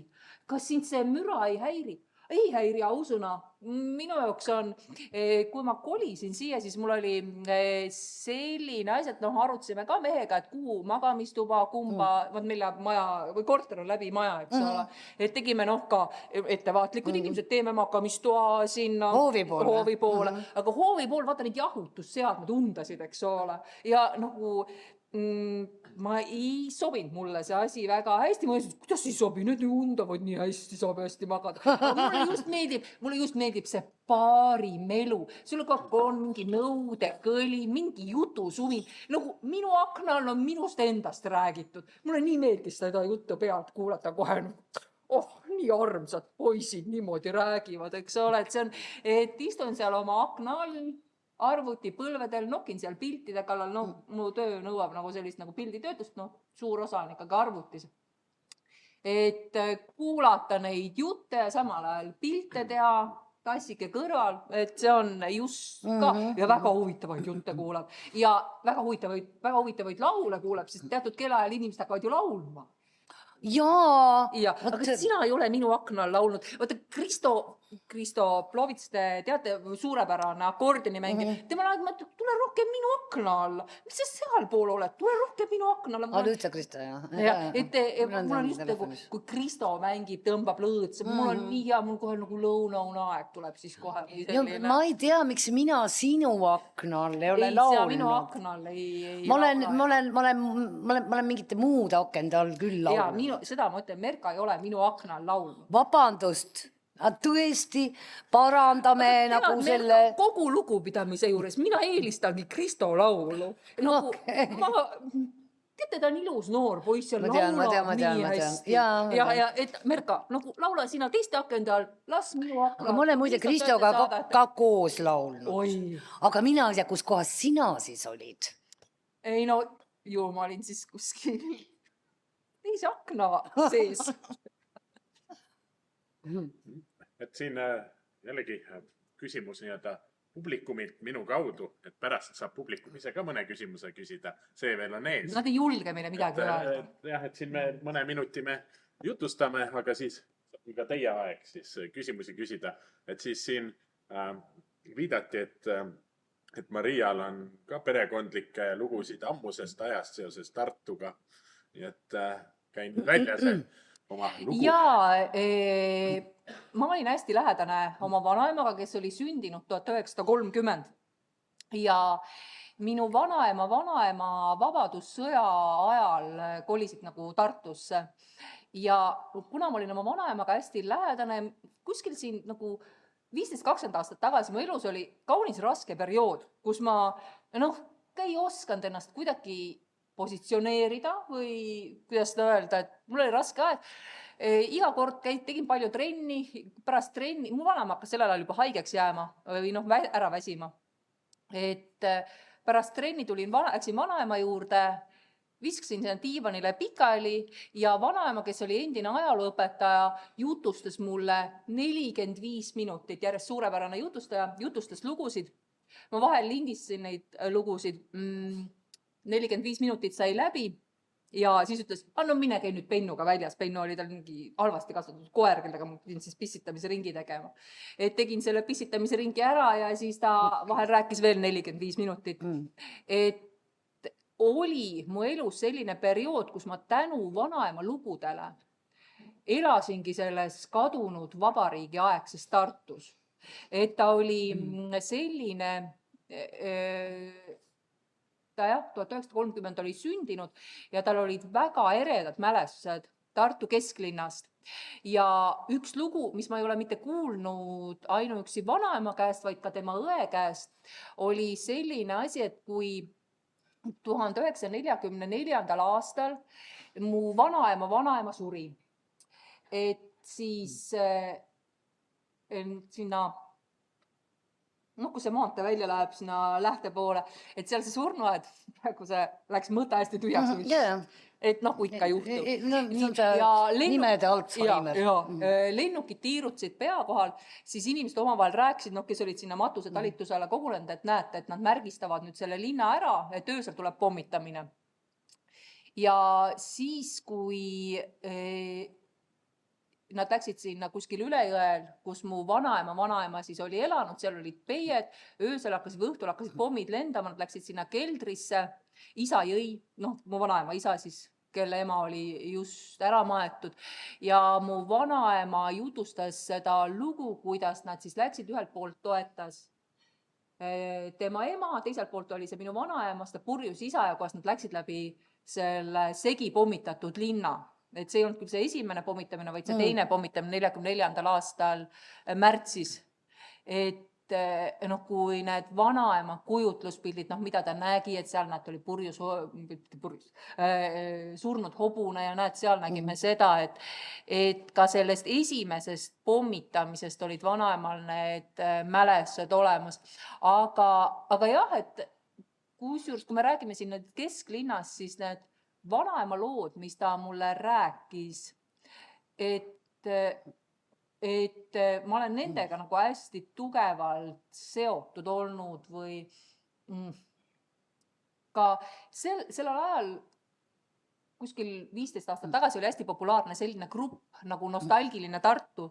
Ei, ta ei ole enam nii populaarne. See oli see, kus administraatorid olid Ester Must ja Tauno Rahnu ja sellel ajal see oli nagu siuke mälestuste ja see oli nagu, noh, tekitaski hästi inspireeriv oli see lehekülg sellele, kus inimesed jagasid oma pilte, muljeid ja pani ennast ka, et nagu siis oligi mingi periood mu elus, kus ma käisin mööda linna ja ma nägin nagu seda vanaema jutustatud linna, siis seda nostalgilise Tartu linna. Ja muideks, kui ma siin ees enne olin, enne seda, kui see üritus algas, 2 kena prouat läksid ja siis rääkisid omavahel ja ma kohe kikitasin kõrvu. Te teate küll, kellest ma räägin. Et kikitasin kõrvu ja rääkisid ka sellest, kui nad mäletavad, kui püssirohukelder avati, eks ole. Et mulle väga meeldib, kui on siuke kollektiivne mälu, mis neid lugusid nagu talletab. Ja kas meil on veel aega? Ma võin veel rääkida? Või nagu nüüd oleks Merkago. Okay. Et võib-olla üks esimesi minu perekonna mälestusi on ka just nagu Raekoja platsi või kesklinnaga seotud, et minu vanaema onu langes vabadussõjas 1919 märtsis. Kuidas? Ilus arv lihtsalt. Ja, et ta langes kuskil seal Saatse kandis, aga tema surnukeha toodi siia Raekoja platsi. Ja mis ta nimi oli? Minu vanaonu nimi oli, me kutsusime ta Ruudiks, onu Ruudi ja ta oli Rudolf Toon, ta oli Johannes Rudolf Toon, ta on maetud sinna Võru tänava kalmistule. Igaks just küsisin. Kas ikkagi oli Saates, võib-olla oli teises kohas? Või kuskil, no ei, seda mu vanema ei teadnud, kus ta langes, aga mingites vabaduse aegsetes dokumentides kuskil arhiivist, see aeg on päris, see tuli, see langemiskoht on nagu kaunis hästi teada, et oli mingi mõisa maadel. Ja toodi siia see, ja kui see vanema mulle seda jutust, ta ise ei olnud ka nagu näinud seda, kus siis tema tolleaegne pruut, mu vanaema ütles selle kohta, Tamara Prjukova ema siis oli, kes oli leidnud selle oma peika või kallima sealt laibahunnikust, see ei ole minu mälestuspilt, see on mu vanaema jutustatud.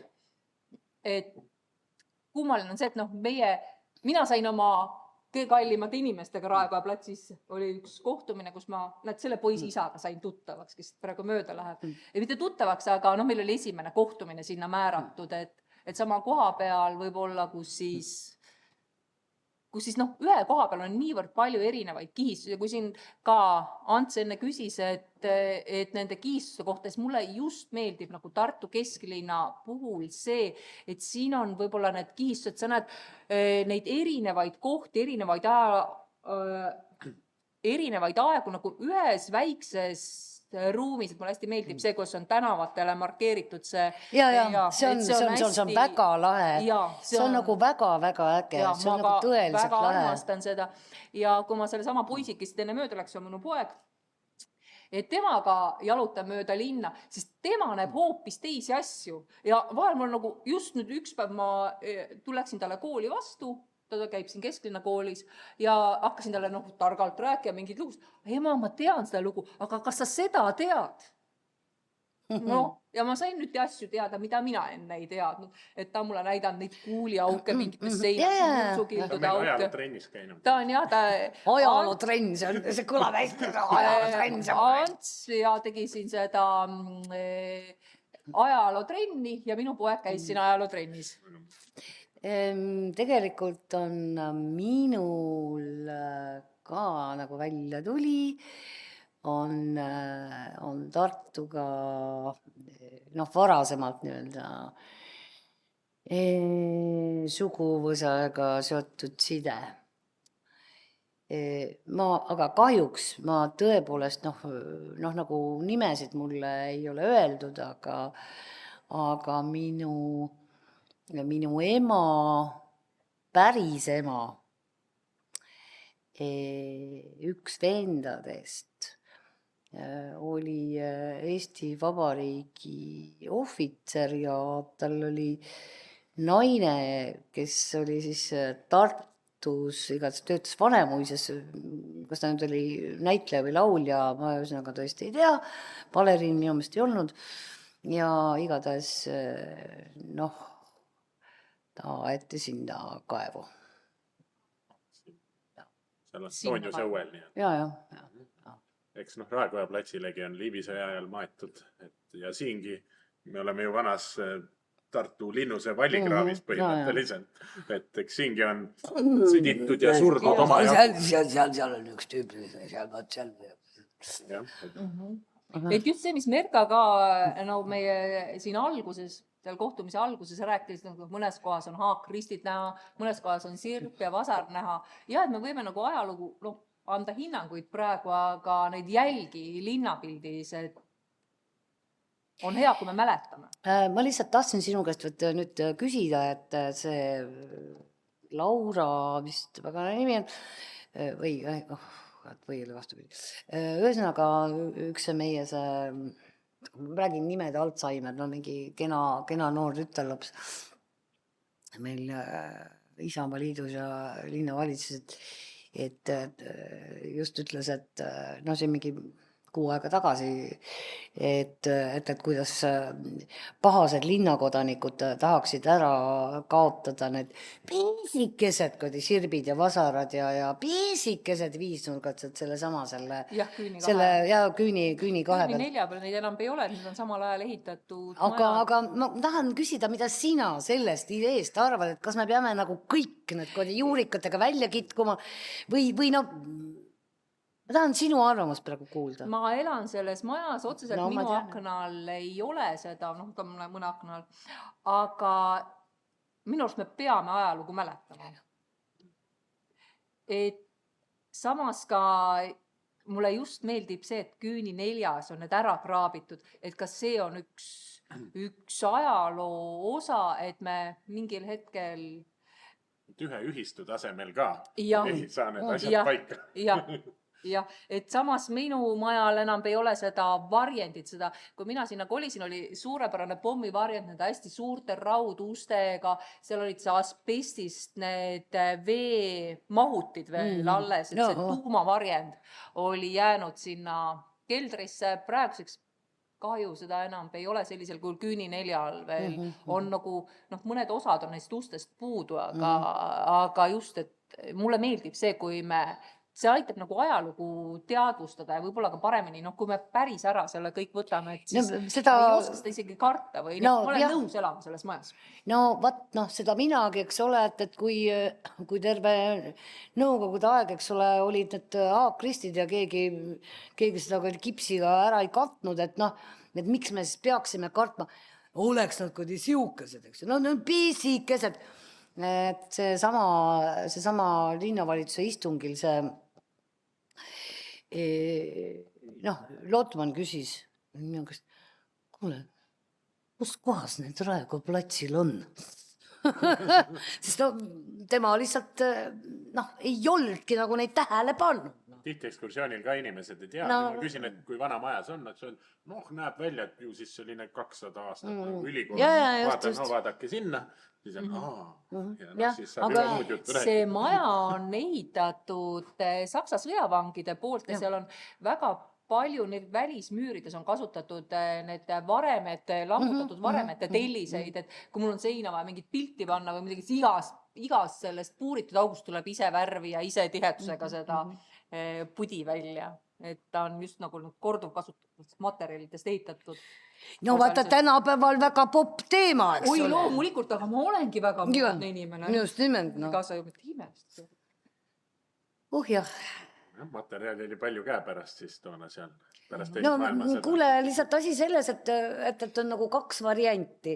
Kas me koristame selle kokku ja viskame kuskile nurga taha või me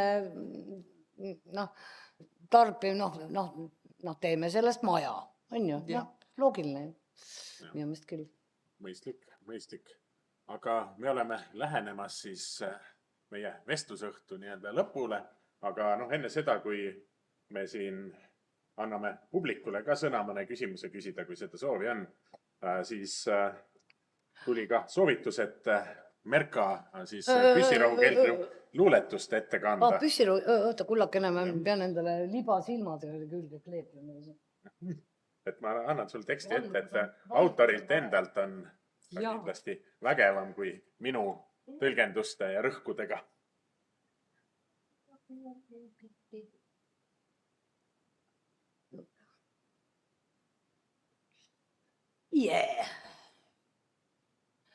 Kui mure on närimas rinda, kurptus röövimas ajusid pääst, siis tajun su õiget hinda, abijanu ma tulen su käest. Rõõmu tuhingi ülesse viib minu mäest, susse torman kui tõotatud linna, taskus kõliseb söökidest päästetud sääst. Su manu niisama võib minna. Sa oled mu tohter, mu libu, mu õde, mu elu ja surisäng. Su müüridest terendab igine tõde, elu tõelisus mäng. Ja taha su õntsuste tammise usse, ma tänagi õhtul saan maetud sinusse. Siis selline. Jaa. Sinu keelde. Aga nüüd anname siis võimaluse ka publikule, et kui teil on küsimus, siis palun tõuske püsti ja siis kõva selge häälega esitage see, siis ma ise kordan seda. Ja see on salvestuse jaoks, et siis ei pea siin selle mikrofoniga ringi jooksma. Aga oleme avatud siis küsimustele. Kas keegi julgeb küsida? Kui üldse küsimusi on. Aga võib-olla me nii põhjalikud, et keegi üldse mitte midagi teada ei taha. Mis on siis teie või eraldi teie Tartu unistus? Mis see Tartu peaks olema, kui on möödunud 50-100 aastat? Nii, küsimus oli, et mis on teie siis unistus Tartust, et milline võiks olla Tartu siis 50 või 100 aasta pärast?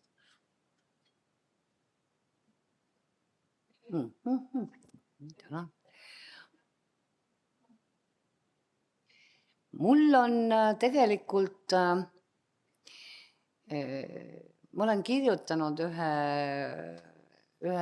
väga koleda loo või niivõrd kuivõrd, mis on ka vist Loomingus kunagi avaldatud, selle pealkiri on All ääres, aga ma olen selle hiljem pannud ka seto keelde.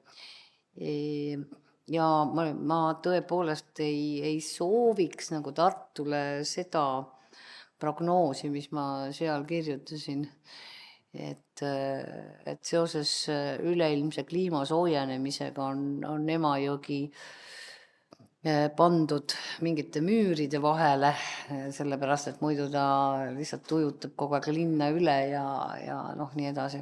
Aga noh, seal olid muidugi muud teemad ka. Kuid, vaata, nüüd mul tuli üks asi meelde. Et mina ma olen nagu kogu aeg, või noh, mitte kogu aeg, ma olen üpris pikalt mõelnud sellele, et tegelikult võiks Kloostri tänavale kuhugi panna üles need need palveveskid. Ja miks? Sest Kloostri uulitsas elas Baltikumi esimene budamunk. Ta mingi aeg ta elas seal. Ühesõnaga Paljasaldne Tõnisson. Ja tegelikult see oleks nagu väga tore ja ta ju tegelikult ju ka kanoniseeriti kui pühak. Nii et see oleks nagu hästi vahva. Ma loodan, heakene küll, ma siis loodan, et mingi hetk need palveveskid sinna tulevad. Mina mõtlesin seda, ma jällegi kordan võib-olla ennast, aga igaüks mängib ikka oma plaati. Et mulle meeldib see, mis on need ajaloo kihistused ja ma loodan, et ka 100 aasta pärast see meie kiht on nagu olemas ja nähtav ja ka meie jätame oma kihi, samas mitte kahjustades eelmisi kihte, vaid jätaksime endast nagu jälje, mis jääks ka 100 aasta pärast. Et just see, et me oskaksime säilitada, et see, mis Merka enne välja tõi selle sirbi ja vasara asi, et see on ka lihtsalt üks kiht ja et see oleks ka 100 aasta pärast, et me ei unustaks minevikku, ei unustaks nagu Tartu minevikku, et jälle mul on siin samamoodi oma jällegi perekonnalugu, et seda ma olen rääkinud ka varem. Et kui sinna keskparki rajati ühte kaldteed ja tehti väiksed väljakaevamised, minu laps, kes seal rõdul praegu istub, käis siis lasteaias ja alati, kui ta lasteaias tuli, ta käis sealt läbi, vaatas, mida on välja kaevatud. Ja siis mul tulid jälle need vanaema lood meelde, et kui mu vanaisa tuli Võrumaalt siia Tartusse instituuti katsetele, siis ta pärast sõda, ta ööbis seal Jänese kaubahoovi varemetes. Ta ei teadnud, et ühika kohti saab nagu, et ühika kohad on sisseastujatele. Ta ei oskanud kuskil ööbima minna, siis ta ööbis varemetes, et saapad peal ja nagu selline asi. Ja nüüd... Ja katuselaadne toode enam vähem peal. Ja nüüd 75 aastat hiljem, siis minu laps teeb sealt välja kaevamisi, et nagu urgitseb sealt, võtab jälle mingi tellise kaasa või midagi sellist, või mingid nõudekillud või midagi sellist, et need kihistused jääksid meile alles. Seda kindlasti ja vaata, ma tahtsin nagu öelda seda, et me ei peaks mingisuguste asjade kaotamisega väga hüsteeriliseks minema. Just nimelt. Mina küll olen. Ma räägin. Ma olen piiri siia, oleme üks ühel pool piiri. Ja, et just need samad, et mingid väikesed viisnurgad ja need asjad, et me ei peaks minema kuradi sitaks hüsteeriliseks kogu aeg. Et et las siis kuhugi jääb, kui terve nõukogude aeg said rahulikult olla haakristid Tartu kesklinnas, siis miks meie nüüd peame nagu mingi ma ei tea, viisnurka. Räägime sellest, et meil on ju ka suur Vene kindralpark lai Aleksander esimesele kuradi sild, mis me siis nüüd teeme. Kusjuures mulle hästi on meeldinud Postimehe fotograaf Sille Annuk tegi kunagi selle foto, kus ühe pildi peal oli see Jaani kirik ja Jaani kiriku sellele veel tellistest, praegu ta on renoveeritud see tellistest Hrušovka, et see vastuolu oli tegelikult nagu siuke armsalt võluv, et kui me anname kui me laseme domineerima ühe ajastu linna, et see on nagu, ei ole võib-olla see kõige parem mõte, et just need erinevad ajastud, need erinevad kihistused, kui nad on kõik olemas, siis seda rikkamad me oleme. Ja, et üks selline linnalegend on, et ka üks endine Tartu linna peale pakkunud, et teeks selle Hruščovka nagu baroklikuks. Oli.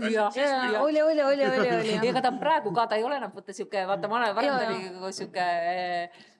Ta nägi nagu halb välja. Ta nägi kuidagi nagu tibanärune. Aga see oli ilus kontrast ja mulle väga meeldib see Sille Annuki foto sellest, kus Hruštšovka ja kas see oli just renoveeritud Jaani kirik või midagi sellist, et see oli ilus vastuolu oli see. Et mulle just need kontrastid ja vastuolud meeldivad, fotograafidele ikka meeldivad sellised asjad. Nii, aga kas on veel küsimusi?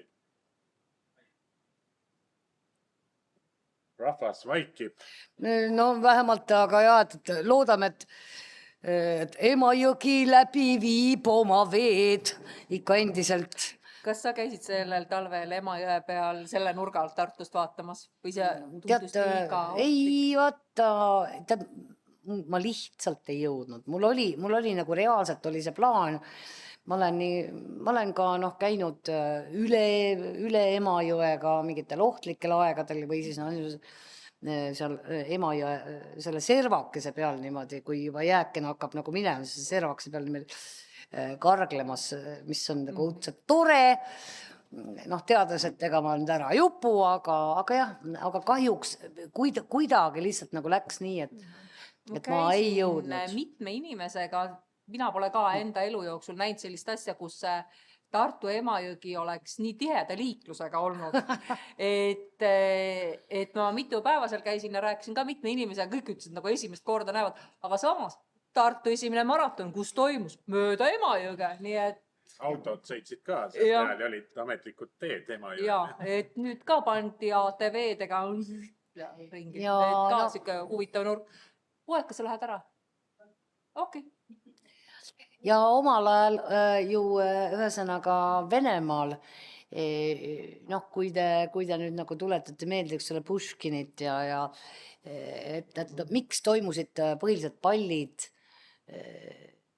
talvel, suuremad siuksed kogunemised, oligi see, et kuna omal ajal see Venemaa teed jube sitad, siis ainukene võimalus liikuda punktist A punkti B oligi see, kui jõed külmusid kinni. Ja nad liikusidki ainult nagu tõldadega mööda neid jõgesid, et sellepärast oligi Peterburis ja mujal need kõige nii-öelda vingemad pallid ja igasugused muud sündmused toimusidki just talvel. Ja Tartus samamoodi, jaanuar oli see nii-öelda jaarmarti aastalaada aeg ja siis jaanuaril tulid nad kokku, abiellusid, tegid tiire. Ja just. Kõik see toimus ka jaanuaris, siis see kõige kuumem aeg selliseks sotsiaaleluks. Ma arvan, sama praegu on ka kõige mõistlikum asi talvel korraldada Tartus. Loomulikult suvel on kõik ju laiali ja kes see tahab kuskil. Kusjuures ikkagi, olgem ausad, kuigi ega ma siia nüüd suvel nagu väga tihti ei satu, aga siiski, et see võrreldes sellega, mis ta oli mingisugune suvel on isetekkeline see elu. Mingisugune 90-ndad, et on ikkagi nagu natukene sumisemam see kesklinn. Kuid mida ma tahan ka öelda, täiesti siiralt, et mina olen kahe käega igasuguste pagana rohesaarekeste ja siukeste asjade poolt. Oleks mul käsi nagu pudal, ma tõstaksin kõik käed üles, sellepärast, et kui ma olen siit liikunud Kloostri uulitsast, ütleme 100 pampu kaasas bussijaama, ühesõnaga väga kuumal suvepäeval, arvestades seda, eks ole, et see kuumus on kestnud juba mõnda aega, mis tähendab seda, et ka seinad põhimõtteliselt uhkavad seda kuumust, siis on kohutavalt karm retk, nagu reaalselt meeletult karm. Nad tahaks või natukenegi kuhugi nagu hetkeks kavillu. See on väga jube. Nii et ma lihtsalt tahaks nagu loota, et mõeldaks ka tulevikus selle peale, et ma ei tea, et kas paneme Tartu kesklinna, praegu on need suured, need poti moodi asjad, pannaks sinna, ma ei tea, mingisugune väikese puu, et vähemalt nagu natukenegi oleks seda varju, sest see on väga karm rett. Jaa, ma täitsa nõustun sinuga. Tore soov siis tuleviku Tartule. ja kui puuliike saaks valida, siis pange õunapuid ja kirsse. Nad näevad ilusad välja. ja vähe sellest, et see kirsikene, eriti noh, need mingid vanakooli siuksed ise, no need pisikesed siuksed mustad kirsid, nad on väga nunnud ja nad väga hästi lähevad edasi ja oh issand, ja kui neid on palju, siis see on nagu väike selline Jaapan, siis kui nad õitsevad, aga siuke Eesti Jaapan. Ei Ja nad pea on väga alati kõik sümpaatsed. vahtrad ja Jah, need pärnad olema. Istutage õunapuid kesklinna. Ja mingisugused muid. Ja ütleme, ka põõsad on toredad. Puhmad. Kuule, tikrid võiks ka ju olla. Loomulikult. Kas keegi ei armasta? Kas siin on keegi, kes tikreid ei armasta? No vot, siis tuleks tikreid Kui ka. kedagi sellist ei ole, siis lõpetame praegu ära. Jah, et siis saime sellest saame me teha tulevikus Ja, arutelu. loomulikult. Aga igal juhul tänan tähelepanu eest publikut ja loomulikult ka meie esinejaid. Et suur aplaus esinejatele. Ma tänan kõiki, kes kohale tulid. Mulle nii meeldib, kui keegi mind kuulab. Ja enne veel Absoluutselt nõus. väike meene siis ka meie esinejatele. Ja asju meeldib ka saada. Linnamuuseumi poolt siis Tore. Tartu puitarhitektuuri siis selline kogu See teos. raamat oligi puudu just. Oi sa paganas, oi, see, jaa, aitäh. See oli just puudu. Aitäh, see on väga hea raamat. Aga jälgige siis Linnamuuseumi kanaleid ja see tänane vestlusõhtu tuleb ka siis podcastina üles meie Tartu selline nii-öelda vestlusõhtu podcast sari jätkub peagi Sihimäe supilinna. Jälgige kanaleid ja info tuleb. Aga seniks head õhtut.